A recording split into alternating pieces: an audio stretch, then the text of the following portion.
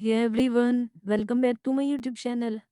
तो आज की वीडियो में हम लोग बात करेंगे how to read market structure correctly. Okay, so ये आज का टॉपिक।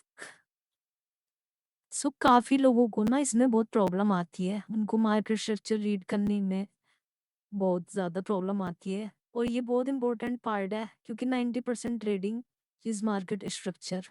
ओके, सो इसलिए आज की वीडियो में हम लोग इसको कवर करेंगे। सो चलिए शुरू करते हैं।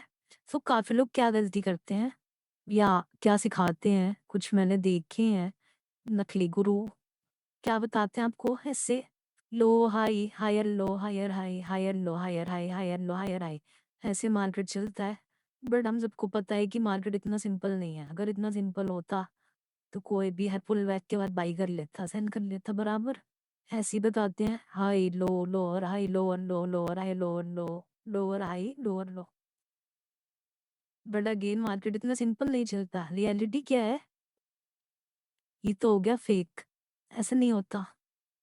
रियलिटी में क्या होता है, लो हाई हायर लो, ऐसे ऐसे, फिर एक हाई बनता है, फिर मार्केट पुल बैक लेता है, फिर कुछ ऐसे करके फिर मार्केट चलता है बराबर। तो रियलिटी में ये होता है। सो आज हम इसी को मास्टरी करेंगे, इसको सीखेंगे। ये आपकी लास्ट वीडियो होगी मार्केट स्ट्रक्चर पे। इसके बाद आपको कोई वीडियो देखने की जरूरत नहीं है मार्केट स्ट्रक्चर के ऊपर। सबसे पहले तो ये समझते हैं कि जैसे लो हाई बना, तो जब ये पुलबैक आया है तो किस चीज को पुलबैक माने, किसको नहीं माने। जैसे कुछ लोग बोलते हैं कि 50% को पुलबैक मानो, कि इसके और इसके 50% को ही पुलबैक मानो, बाकी ये पुलबैक नहीं होता। तो क्या पुलबैक है और क्या पुलबैक नहीं, सबसे पहले ये क्लियर करते हैं। देखो, मार्केट में ना विक्स डैमेज करती हैं, विक्स रियल नहीं होती। कैंडल की विक्स जितनी भी होती हैं, कैंडल की बॉडी रियल होती है। जब भी मार्केट गिर रहा है तो हमको पुल बैक के लिए क्या चाहिए ना, कि बेयरिश कैंडल के ऊपर बुलिश कैंडल क्लोज हो जाए। ठीक है, तो वो हमारा वैलिड पुल बैक होगा। जैसे यहाँ पे मार्केट गिरा गिरा गिरा गिरा गिरा, तो इस बेयरिश कैंडल के ऊपर ये देखो ग्रीन कैंडल क्लोज हो गई, तो ये वैलिड पुल बैक है। तो हम इसको पुल बैक कंसिडर कर सकते हैं। ठीक है, अब देखो, फिर मार्केट गिरा। ठीक है, अब देखो, कोई भी ग्रीन कैंडल के ऊपर या रेड कैंडल के ऊपर ग्रीन बॉडी क्लोजिंग नहीं है। तो जैसी बॉडी क्लोजिंग नहीं होगी हम इसको पुल बैक नहीं मानेंगे। तो ये सिंगल लेग है पूरी। ठीक है, आई होप क्लियर हुआ होगा आप लोगों का। कुछ और एग्जांपल्स देख लेते हैं। ये देखो, मार्केट गिरा, ग्रीन कैंडल क्लोज है रेड के ऊपर, valid pull back. Green candle close है, वैलिड पुल बैक। ठीक है, और बुलिश में हमें रेड कैंडल की क्लोजिंग चाहिए। बुलिश वैलिड पुलबैक, क्लोजिंग है वैलिड पुलबैक। ठीक है, ये वैलिड पुलबैक नहीं होगा क्योंकि बॉडी क्लोजिंग नहीं आई है। ये सिंगल लेग है पूरी, क्योंकि यहाँ पे अब देखो इसमें बॉडी क्लोजिंग नहीं आई है। ठीक है, तो इसको पुलबैक नहीं मानेंगे। ठीक है, पुलबैक का इंपॉर्टेंट रोल है, कैंडल क्लोजिंग हमको चाहिए। अगर कैंडल क्लोजिंग नहीं है सो वो वैलिड पुलबैक नहीं है। अब मार्केट स्ट्रक्चर रीड करते हैं डेली चार्ट से। अभी देखो, ये बैंक निफ्टी का इंडेक्स का 1 डे का चार्ट है। ठीक है, अभी मार्केट कहाँ पे है, लेट्स सी। तो अभी मार्केट बुलिश चल रहा है। ठीक है, अब मान लेते हैं हम पे इतनी पिक्चर नहीं है। ठीक है, तो मार्केट यहाँ पे आया, हम बुलिश गए। अब यहाँ पे ही भी वैलिड पुल बैक नहीं है, यहाँ पे है क्योंकि बॉडी क्लोजिंग आ गई। ठीक है, तो ये बना हायर लो हायर हाई, फिर हायर लो, फिर हायर हाई। तो अब हमारी ये रेंजेस प्रोटेक्टेड हैं, जब तक इनवैलिड नहीं होती हमारा ट्रेंड चेंज नहीं होगा। उसके बाद प्राइस ने ट्राई किया ऊपर जाने का, रेंज ब्रेक। अब ये ओवरऑल रेंज में आ गया, फिर प्राइस ने ऊपर जाने की कोशिश करी, एंड फिर इसके और इस रेंज के बीच में स्टक रहा काफी दिनों तक, एंड देन यहाँ पे ब्रेक आया। उसके बाद हमारी रेंज, और फिर प्राइस ने अगेन डंप करा। ठीक है, तो ऐसे हमारी रेंजेस निकलती हैं वैलिड पुलबैक के साथ। थ्योरी में समझते हैं पहले। हमारी रेंजेस कैसे निकलती हैं। जैसे मार्केट बुलिश हुआ, वैलिड पुलबैक आया, फिर ऊपर ब्रेक हुआ, इसको बोलते हैं ब्रेकआउट। ठीक है, फिर मार्केट ने वैलिड पुलबैक लिया, फिर ब्रेक करा। तो अब हमारे पास दो रेंज होती है, range 1 and range 2। So this is our overall range और दिस इज अवर रेंज 2। हम ट्रेड इस रेंज में करते हैं, ओवरऑल रेंज में नहीं। ओवरऑल रेंज इसलिए होती है कि अगर मान लो रेंज 2 ब्रेक भी हो जाए तो भी प्राइस ओवरऑल रेंज के अंदर है और हमें पता होता है, तो भी हम यहाँ पे शॉर्ट ना करके यहाँ से लॉन्ग करें। ठीक है, और इसीलिए जब ऐसा हो मार्केट ऊपर जा रहा है, वैलिड पुलबैक हो, ब्रेक करे और फिर मार्केट इसको ब्रेक कर दे दोबारा पुलबैक को और फिर ब्रेक करे, तो ये बहुत ज्यादा स्ट्रॉन्ग लो होता है। क्यों? क्योंकि इसने यहाँ पे लिक्विडिटी कलेक्ट करी है, यहाँ पे मैनिपुलेशन करके ब्रेक करा है। सो फिर हमारी रेंज हो जाएगी ये। ठीक है, सो देखो यहाँ पे आया एक ब्रेकआउट। ठीक है, ब्रेकआउट आया, अब हमारी रेंज क्या हो गई? Swing low. ठीक है, उसके बाद वैलिड पुलबैक ढूंढेंगे। क्या वैलिड पुलबैक आया कहीं पे? ये ब्रेकआउट की बॉडी क्लोजिंग यहाँ ही है, तो ब्रेकआउट तभी वैलिड होगा। अब देखो यहाँ पे इस पुलबैक में ध्यान से देखो, क्या बेयरिश कैंडल क्लोज हुई इसके नीचे? नहीं हुई, सो ये वैलिड पुलबैक नहीं है। ठीक है, ये वैलिड पुलबैक है। क्यों? क्योंकि यहाँ पे बॉडी क्लोजिंग आ गई। ठीक है, ये देखो बॉडी क्लोजिंग। उसके बाद हमारी रेंज, हमारा मार्केट स्ट्रक्चर क्या हुआ?